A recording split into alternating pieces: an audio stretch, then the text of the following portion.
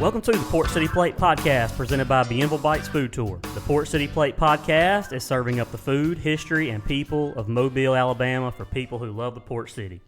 I am your host, Chris Andrews, and today on the podcast, we have a very special guest on the show, a Mobile Sports Hall of Famer, a football state and national champion from the Vigor Wolves, national champion from the 1992 Alabama Crimson Tide, fifth-round NFL draft pick by the Los Angeles Raiders. Nowadays, you know him as Rosie and the doorman at Las Floriditas. So making sure that you know the password and abiding by the dress code when you come visit him at Las Floriditas. And that's Mr. Roosevelt Patterson. Good morning. How you doing, brother? Doing Chris? good. I appreciate you coming on the show and joining me. I appreciate you asking me to be on the show, man. It's a blessing. I'm excited to sit down and talk to you and get to know you some more. So, yeah. All right, so you grew up in Pritchard, Alabama. That's correct. Pritchard, Alabama, man. Yeah.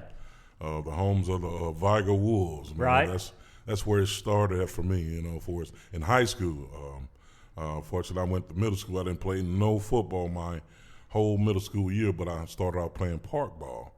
But everything started at Vigor High School, man, right there in Pritchard, Alabama. Yeah. Yes, sir. So how did you go that long without playing football? Well, I had other activities, going for us. I was a basketball player. I did the shot put, was in the band, played the tuba. Just other various things was going on at my middle school, for us kept me busy, especially basketball. I love the basketball too. Right.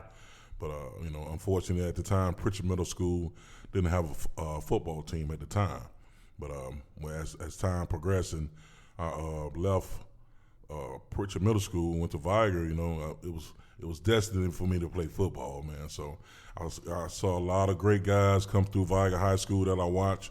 I grew up with guys, Lamar Wyndham, David Wyndham, a lot of guys that went off and played pro ball, and I watched them all through high school and up to the Senior Bowl. They coming back, so it was all a blessing, man. Going through Vigor High School, starting out as a freshman football player, and actually I started out playing linebacker and fullback. Is that right? That was my position, and Coach Doan, he was amazed how the first day I was out there slipping, I didn't have no cleats, and I told him, I said, Coach, when I get my cleats, I said, you're going to see the difference. And he told me, yeah, Roosevelt, he showed me the difference, man. And I started out playing linebacker and fullback. It was crazy, man. I was pretty big, but I can run. I was a good runner, man. Yeah. To be as big as I was, so it was a blessing, man, going through Vigor High School, and you advanced, through the years, from your 10th grade year. Hopefully, you'll get a chance to start at, at football, and that had a lot of great guys before me. And never will forget Coach Clark. The late Coach Clark, man, came up to me, and said, as of my sophomore year went, he said, "Come here, let me see something. You know how to hike a football?" So I said, "Yeah." So he got me down in the stands, man, and I hiked the football. He said, "That's going to be your position right there." Really? Yeah. So I started my sophomore year playing freshman. My sophomore year on the varsity team, playing with the varsity.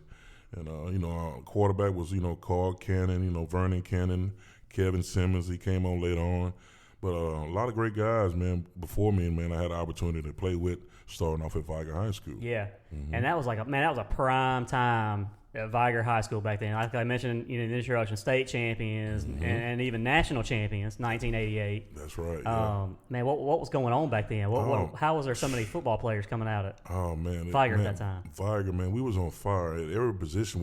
We was deep in every position, from first screen to second screen to third screen.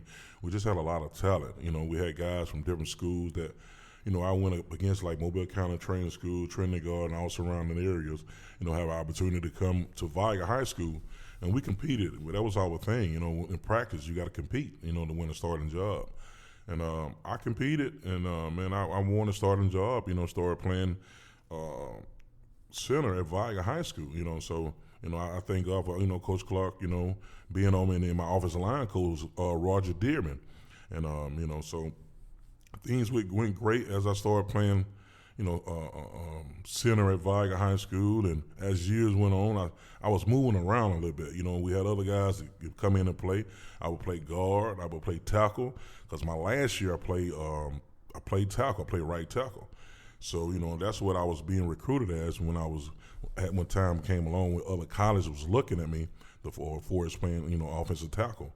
So, a lot of schools, I had every division schools from Auburn, Alabama, you name it. I had all kind of scholarships, offered to me, at the time. So it was really a blessing, man, me to get on the offensive line and play for Vigor High School in the first year. We go to Birmingham, and, man, we ball out, man. We blow the team out, man, up there at Legion Field to win the state championship. And I never will forget Scott Hunter asking me about what about y'all? You think y'all will be back next year? I said, well, Scott, get ready to bring your cameras and everything back. We'll see you back here next year. And lo and behold, God bless the whole team, man. We made it back to Birmingham to win the national championship where ESPN ranked us number 1 national for going back to back. I think we on my 2 years in my junior and senior year, there was only one game we lost. And that was in I was in Montgomery to a team, and we got cheated out of that. So, yeah. But, yeah, we later on saw them in playoff and took care of business, man. So right. It was all a blessing, man, going back-to-back for Vigor High School, bro. Yeah, that's awesome. Yeah. And again, they got you a scholarship. You chose the University of Alabama. What made you choose the University of Alabama? I always wanted to go to University of Alabama coming up. I had family members that go to Auburn. We used to, go into it. I had a great guy, Tommy Powell. I had a cousin that played for the Bear, was George Pugh. So it was one of those things, man. The opportunity came, and, man, God blessed me to get that opportunity to go and sign for the University of Alabama, and the rest was history, man. I had to work. And my first year, it was thing back then, your grades was important, you know what I'm saying? I can't stress that so much about to the kids now. Keep your grade point average up, the ACT. And unfortunately, my first year, back then, it was Proposition 48. I couldn't practice with the team. I had to go to class and practice while the team wasn't on the field. Me and the other couple guys, me, a guy named Irvin Spikes, and Junior Sewell. We was 3 guys that was on prop that year.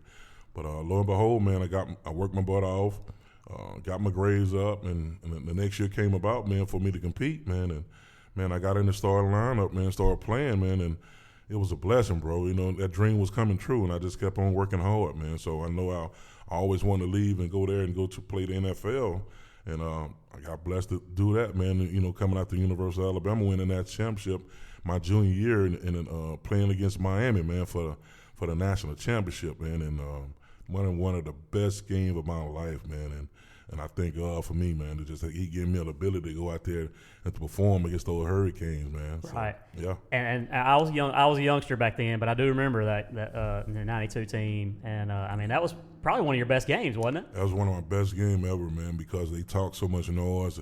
We had a thing that we're down there for a whole week, and Rohan Marley, and Lamar Thomas. They was the 2 main guys talking smack on Bourbon Street. So one of the guys' name was Prince Wimney. He was from Miami. He always, jaw jacking back with him. So I told him on Bourbon Street that night we was talking, Rohan Marley kind of stepped to Prince, was talking crazy. And I stepped to him. I said, look, man, all this talk we doing, wait till kickoff, and at the end of the night, we're going to see who's the national championship is. So he looked at me. He said, well, who are your fat boop, boop, boop, I said, you're going to remember 77. So he was one of the great Bob Marley's son that played for Miami. Rohan Marley was a great player, but we showed him what time it was, and he do remember 77. And I guess he also can remember that iconic picture of you after the game. That's correct, holding up the the pole there. Yes, sir, the meat pole, man. It's all the teams that we played, and I think I was, one of the first people told me I was the first one to start holding a flagpole like that, and you can, Google it and see it on Sports Illustrated. All the teams is on my shoulder and Miami in my hand, so it was definitely a great picture that's out there today, and I have some of those pictures, and hopefully I could start setting that some when I perform this great LLC, so I can start talking to these kids in public school, public speaking. That's what I'm going to be doing here. Yeah, right. Mm-hmm. That's good stuff. That's good stuff. So I don't want to get everybody to kind of get off track. I know it's a food podcast, you know what I mean? So what were some of the things y'all were eating up there in Tuscaloosa back then? Back then in the chow hall, they took care of us. We ate well, we ate the right foods. Certain days you have you get chicken, the green beans, with spaghetti, the steak. You know what I'm saying? Maybe shrimp every now and then. But the chow hall, that brown hall, it was awesome at the time. But it's nothing like up there now. It's first. I'm talking about star action up there at the University of Alabama, but for the most part, for the time when I was there, we took care of us pretty good. The salads and everything they had. Had guys on some strict diet meals, and unfortunately, I know I wasn't one of the guys because at the time I pretty much kept my weight down. I was my first year at the university, I was 290. Running the 40 and the 49. And I got up to the heaviest I ever got was 305. That was my last year when I got drafted to the Raiders. And I ran a 5 flat. So, like I said, I can run and be a big guy. Some of these guys now I see that's over 330. They running 4'6", 4'8". They some big guys telling the guys, man, it's really gifted. That's moving as being a big guy. Yep, no doubt. Mm-hmm. So what's a good, tell us a good Gene Stalling story. Oh, man, I have so many great Gene Stalling story, man. One I can say about, for me, how me and Coach, I call him twice a month right now to check up on him. He's doing good in Paris, him and his wife, and I call him, man. And one of the opportunities that Coach gave me, I wasn't, during practice, I wasn't really a practice player. I jank, messed around him. When we come to lights on, come game time, I was a gamer. But it was so important to be a practice player to give the other team, to carry out your assignment and do things right. But at one time, I went through a little adversity trying to get in the playing start, and I went to Coach Stallings, man, and told him I was just tired of being a backup. So he told me, he said, look at him, Rosie. I can talk like, he said, hey, Rosie, man, you have to go out and practice every day like it's the game time. So if you go out there today and continue up, you'll have that position, man. So, man, I'm telling you, that day, I had Coach Dubois get everybody, all the starters up, and hey, we had those one-on-one drill, and unfortunately, I was the one on top at the end. So, man, that's one of my great stories with Coach, being a man of what he said he was going to do for me. And I carried out my assignment and won the starting job. He at the end of practice, he called everybody up, and he mentioned, hey, man, I'm proud of one guy I want to talk about, and that's Rosie. And that just stuck with me, man, him giving an opportunity for me to be a starter at the University of Alabama, man. So that means a lot to me from Coach Stallings, man. He was a father figure. I can go and talk to him about anything. He was old school now, you know what I'm saying? Yeah. So, but old school better than no school. So, but I learned some great things from Coach Stallings being at the university. That's cool. That's good. He's still doing good, and y'all still have a relationship all this time later too. That's cool. Man, the best thing any coach can tell you, he tell his wife, he said, Ruth Ann, Rose is the only one that calls me. He's my friend. So from Coach Stallings telling me, hey, my friend, because you got so many, you got friends, but true friends, mm-hmm. I can truly say Coach Stallings, if I can call him and need him for anything, he'll be right there for me, man. That's a great compliment. That is, man, for sure. And you got a chance also to play in the Senior Bowl, right? Yes, sir. I came home back in '95 and playing in one of the most, I think it's talked about game. It went down to the end, for me and Kevin Lee coming from Vigor and Stan White from over there at Auburn, from him throwing the winning touchdown in the back end zone and Kevin Lee catching it, man. But unfortunately, in that game, I really played my cover down because I hurt my shoulder. So they didn't let you play too much if you were hurt because they didn't want to hurt your chances of going to the NFL. So, right. So I had to sit out, a couple plays. I didn't probably play maybe 7, 8 snaps because my shoulder was messed up. Yeah. So I told Coach I couldn't go because my shoulder was messing with me. So, but I was fortunate, man, to get blessed and get drafted during the time and get drafted by the Raiders, man. So it was a blessing, man, to come back home and play. Where if it ended, my dream was still coming true because all the years I've seen guys play at the Senior Bowl, I said if it ended, let it be ended here at home in this stadium where I never lost a game right here. So, and I'm still a winner in Last State and Last Peter Stadium. That's awesome. So that's a blessing, bro. Yeah. I love that. Mm-hmm. So what's some good memories you had from your time playing in the NFL? Oh, man, great memories traveling, man. One of the first time me traveling and going to Barcelona, we was playing Denver over there, man. We stayed a week. It was so hot. Oh, my God. But the experience traveling and, first class, was truly a blessing, man. and coming on to play on Monday Night Football, man, and just as a kid, dream come true. I can say that was one of my first founders moment. You know, I'm really wearing the silver and black, going to the Raiders. You know, so, but that was a blessing, and I had the opportunity when they let me go. Went to the Rams, went right up the street in Anaheim. So, but mostly, you know, I played in Canada. I played, got drafted here in Birmingham Barracudas in Birmingham, and that folded for 2 years. Folded after 2 years, and I got drafted again to get over in Canada to Hamilton Tiger Cats. So I played with a couple of various teams over in Canada: Hamilton Tiger Cats, Toronto Argonauts, Montreal Alouettes. Yeah, I did like 4 years over there. So I retired in Canada, man. So it was all a blessing, bro. Yeah. Yes. Mm-hmm. Now, you work at one of the coolest places in Mobile. Yeah, like I said, I mentioned you're the doorman there at Las Floriditas. And kind of what I was saying earlier, you know, I think that a lot of people that listen to this are Mobilians, have been to Las Floriditas. But we do have a lot of people that still listen that live in Birmingham, places like that. So tell us about Las Floriditas. What is Las Floriditas? Las Floriditas. This is speakeasy back in Prohibition days where you knock on the door and they slide the little slit back, you know, saying, who is it? But here at Las Floriditas, we have a great entrance for you.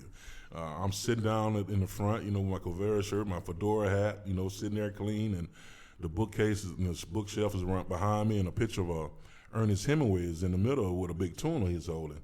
So it's kind of like a tribute to Ernest Hemingway from over in Cuba. El Florida is still standing today over in Key West, where he used to write his lifetime story and sit and drink daiquiris. We got the best daiquiris down there and pina coladas we got down there. I'm just not saying it because I'm at Las Floriditas. They are good. But it's a speakeasy, whereas we post a password on Facebook and Instagram daily. It's going to be in dark and black letters, or italic letters. You have to give me a password, like, for instance, like, I'm just trying to think of one of the words that just says well, last week it was the silver pineapple. Okay, yeah, okay, the silver. The silver pineapple, and the silver pineapple is a drink that we have down there. So when I greet you, you know, when you come to the door, I give you a spiel about Las Floriditas, and you know, tell you I'm Roosevelt, the doorkeeper here, and what brings you here. And once I ask you what brings you here, you'll say the silver pineapple. And the bookcase slides, and it goes over. It's amazing how people drop their mouth. They see that bookcase, they hear the music, but they can't see how the way to get in. But it's a very unique place, and Bumhauser had done a great job. It took him, I guess, for almost 8 years to put it together. And during those 8 years, I had seen him put it together, not knowing and knowledgeable of I was going to be the guy at the front door later on those years. True story. I was went to this restaurant. He also has dolphins on the top. Chef Zook came to me and said, "Rosa, how you doing?" I said, "Good." He said, "You know, Bob finna get ready to open up." I said, "What?" He said, "Yeah, he finna get ready to open up the speakeasy downstairs." I said, "Well, you call him and tell him I said I'm gonna be the one to run it from." So lo and behold, Roosevelt Patterson sits at the door of Las Floriditas, where you have to see me to get in. And remember, no password, no entry. You have to dress to impress. You know, no toe jeans. You got to tell me the password. Guys, no baseball caps. You know, you got to have a fedora. Panama hats, always welcome. But it's a great place, and we have great food. You know, it's a Cuban speakeasy. So we have like the Cuban style on the food that's there. So if you come in there looking for some chicken wings or something like that, we don't have that. We got the great black beans, the rice, the guava, and we also do oysters here, the raw oysters here. You know, they won't be cooked; they'll be raw. So you know what I mean. So great pastry. Ray does a great job in the kitchen for, you know, our staff there. It's really a great place. If you're ever in the Mobile area, come by Las Floriditas and look us up. We are right off of Royal Street or St. Francis Street, right across from the Batter House, and Dolphins on the top, and I'm in the basement. It's a really unique place you have to come and see. It is. It's one of the coolest places. I know what to say. I think it's one of the coolest places in the whole entire Southeast to eat or drink. Yeah, and I have had people come from everywhere that travel to go to speakeasy, because, you know, speakeasy, you have to know somebody, you know, to find out where to seclude area. But everybody that comes to Mobile, and I always ask them, first of all, you're going to see me. The only way you get in is through me. I see you when you go in, and I see you when you go out. So I'm always asking people, how was your experience at the speakeasy? They give me feedback. Like, one of the feedbacks are, man, it's a great place. I love the vibe, the atmosphere, and the food is wonderful and great drinks. So I just thank, Bob for giving me the opportunity to be there at Las Floriditas and being at the front door and being the front guy to welcome everybody in. So it's truly a blessing, bro. Yeah, one of the best dishes for sure, I think, is the Cuban sandwich. That's a good Cuban sandwich. Everybody like the Cuban sandwich, the sliders. That's one of the things people tell me about. Ray is right now doing some changing on the menu, but it's going to be a little change. But still, we got the great things. The Hemingway bowl. The sliders. The pork. We have the Cuban sandwich on the pita press. So y'all come by if you're ever in Mobile. Come and check out the Speakeasy Las Floriditas, where I am the doorkeeper. You have to see. Yeah, and don't sleep on the desserts too. That's people have been telling me lately. Where should we go for dessert? And I've been telling them to go to Las Floriditas because that's a collection of some of the best desserts in town. You can get the coffee if you want a late night coffee. Authentic Cuban coffee too. So. Oh yeah, we do have great coffee there. Ray like on the pastries and things like that. Ray on the guava, different flan. The flan we have the pastry, the mousse. Ray does a great job on the dessert. So y'all come on out and see us, man. A great place, man. At the Cuban Speakeasy, Las Floriditas. And you never know who you'll see when you go. I know last week the picture of you and Bob and Dan Marino. Yeah, man. Dan came through, man. His coaching staff and. They loved the place, man. Dan said, man, Bob told Bob, this is really unique, man. You got a great place. I love the concept of it. Giving a password, got a guy sitting at the front door. But, I think, for me being there, seeing Dan from back in I think he retired in 2000 when I was retired in 2000, but I played against him, you know what I'm saying? And I told him, I remember you, Dan. You did a great job. So he was real pleased with Las Floriditas there. That's cool. Mm-hmm. Who are some other celebrities or notable people that you've seen come through the door there? We have a couple of coaches, like last year, during Senior Bowl time, we get a lot of, coaches coming in. Who else came there? LaFleur. I can't remember all the guys that come there. You know what I mean? My memory is kind of Bob invites them. Bob invites them. Especially the guys that come from Miami. Bob always, still had a connection. He played with them so many years with Miami. So usually during the year, we usually get Miami crew come through. Right. Mm-hmm. The biggest thing I think I've learned so far from doing this podcast is the impact that Bob Baumhauer has had on restaurants, not only in the state of Alabama, but right here in Mobile. And it's been. I think this is about the 11th or 12th episode, but I feel like almost half the episodes that we've talked about to restaurant owners and chefs, every one of them mentioned Bob Baumhauer at some point, whether working for him, working under him, working alongside him. What do you think? What's his secret sauce, man, that keeps him going? Man, he got it. Man, the first of all, the great people that works for Bob, love what they do, even for the cooking experience. So my thing is people – if a job they love to go into, they're going to perform to their best. Like me, for instance, being at the doorkeeper people person, I love what I'm doing. Even minister people, telling them about God. You know what I mean? I love it. And but for his Bob, man, has done a tremendous job. All the chains restaurant he has. You have the wing fingers he just had over in Daphne, I think, over there. You got one on Cottage Hill. I think he opened up a Victory Grill right here at the mall, right here on Outport. I think he opened up one in Troy. He have all the wings. He has one in Tuscaloosa, Birmingham, and Montgomery. He's done a great job, and some of the experience that I'm getting from how he's running. Him and his son Spence, they've done a great job, and it's kind of one of the things I always wanted to get a cooking restaurant or something like that. And I'm really learning the aspect for the business part of it. For his experience and people that works for you that make the place go, and having a great cook and people that are there and keep smiling, man. You want to welcome you like you're at home.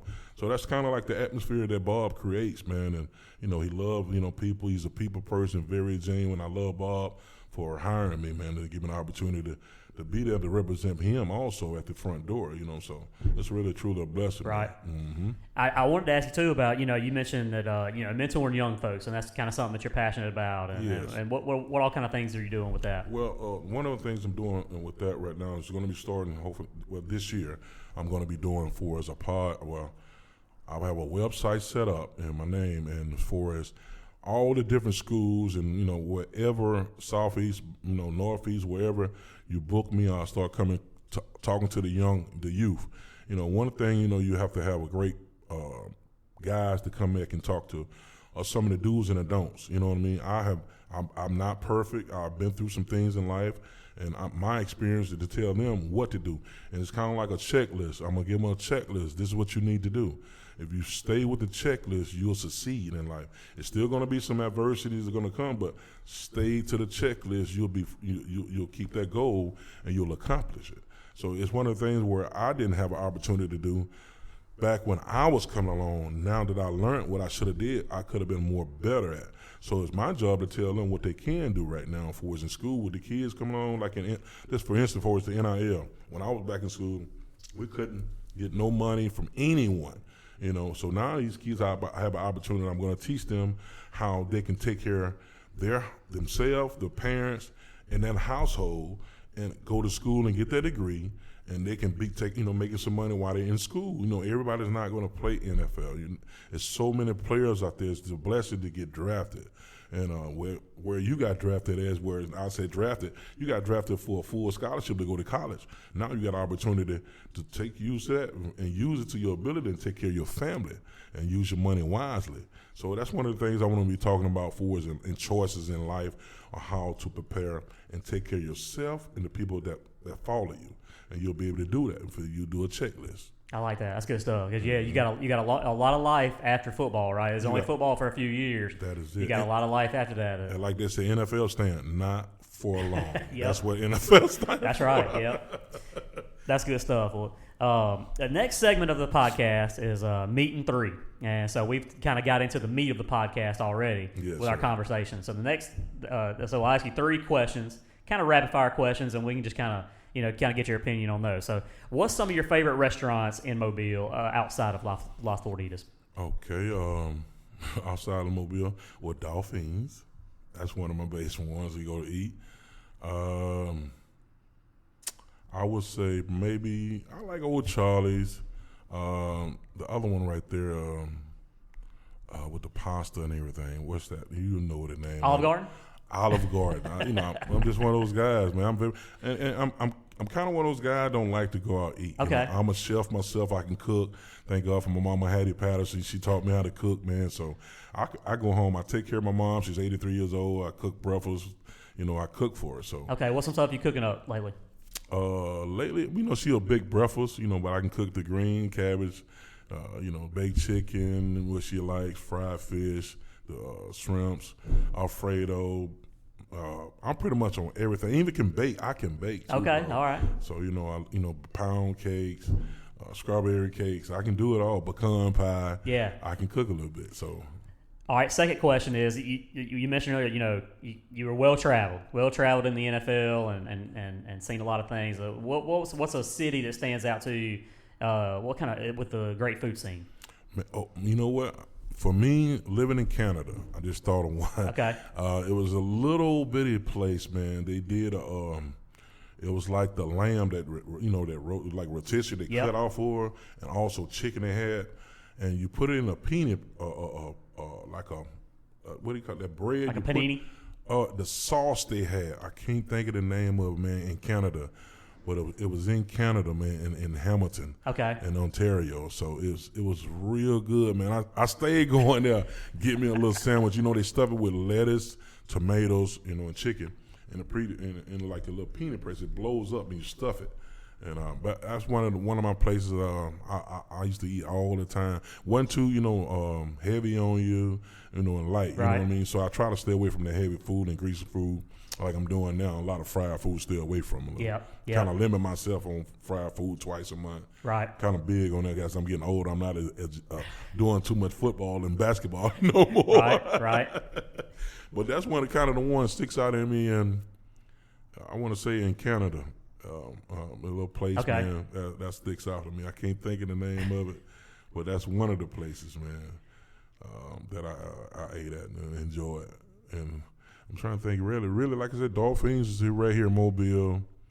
And like I said, I'm not a guy to eat out, man. I'm just you like not, to cook at home, okay? I like cooking at home, yeah. Mm-hmm. All right, last question. So what would be if you could pick anything for a final meal, what would it be? Oh, a final meal? Yeah. Oh, man, it would probably be like some shrimp Alfredo, man, and a salad. That's probably one of my things. I'm a seafood guy, being here in Mobile, coming out of Pritchard, my dad, rested. going fishing, but that's one of the things, seafood here. Yeah. So, yeah, one of my things. I love cooking seafoods, man. Just get some oysters or something like that and shrimp, you know what I'm saying, doing a little pasta. That's one of my favorite meals. Okay. Yeah. Mm-hmm. Used to be, I love collard greens, cornbread, you know what I'm saying? I'm a country boy, so. Absolutely. But for some seafood, that it would be some shrimp Alfredo or something like that. That would be mostly it, yeah. All right, last segment of the show is called Chris's Dishes, and this is where I talk about maybe the best dish that I've had this week. Okay. And then I'll turn it over to you, and you can maybe mention, you don't eat out a lot, so maybe you might have to mention one of the best things you've had maybe that you've cooked or something. But the best thing I've had lately has been the king cake bushwhacker at Moe's Barbecue, and it's so it's not a dish this week, but it's a drink. Okay. And so it's a king cake flavored bushwhacker they've got there at Moe's. And man, it's been the talk of the town. I posted it up on Facebook, and it got a ton of shares and traction. So it's king cake flavored. If you're familiar with the bushwhacker, it's like it's vodka and it's almost like a milkshake, basically a milkshake. But it was colored purple and yellow and gold from Mardi Gras. Okay. King cake flavor. So, but that's probably the best thing that I've had lately. Mm-hmm. What's the best dish you've had? Man, the best thing I had. Like I said, I'm one of the guys that don't even eat out, man. I don't know, man. You know what? Kind of sticks out to me.